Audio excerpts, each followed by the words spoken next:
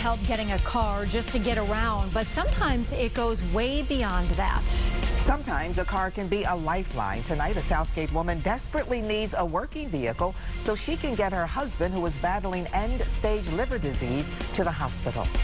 And Bill Spencer has made it his mission to make that happen.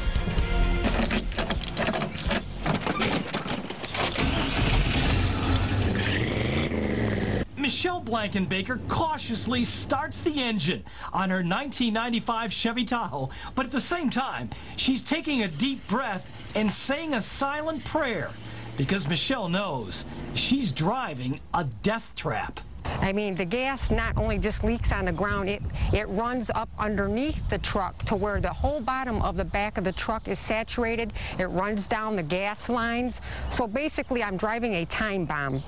Oh, I hate that's the problem. This vehicle is falling apart piece by piece. I can't get in the car. Oh, sure, there's plenty wrong with this vehicle. The driver's side door is almost impossible to open up. The engine almost constantly pumps out white and black smoke.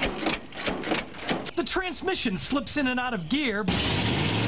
But the worst part is that the gas tank and the gas line are both leaking like crazy.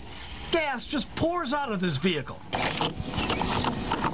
In fact, Michelle must carry several cans of gas with her on every trip, just so she doesn't run out of gas on the road. If you were to drive 10 miles, how many times would you have to refill this tank?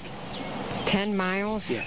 About 4 to 5 times. But the worst part is that Michelle and her husband Keith are dependent on this vehicle. They have no choice but to drive it because Keith is battling end-stage liver disease, and he must go to the doctor's office 4 to 5 times a week. I am concerned and fearful for my husband's life and my life when we are in this vehicle, that somebody's going to just be smoking a cigarette like people do and flick out their cigarette or their ash, and the car is going to explode. The Blankenbakers don't have the money to buy a new car because Keith hasn't worked in 4 years.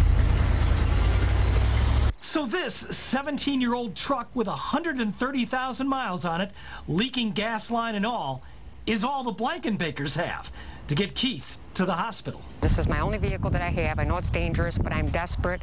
I have a husband who's a liver patient, and I have to take him to the doctors, and I have to go to the store when I need to go to the store and the pharmacy to get the things that my husband needs. Yeah, this is a very, very dangerous situation. I got to tell you, I've been working on this case for months now. I haven't been able to get a car for this family. They're not looking for anything fancy, just a working vehicle, any kind.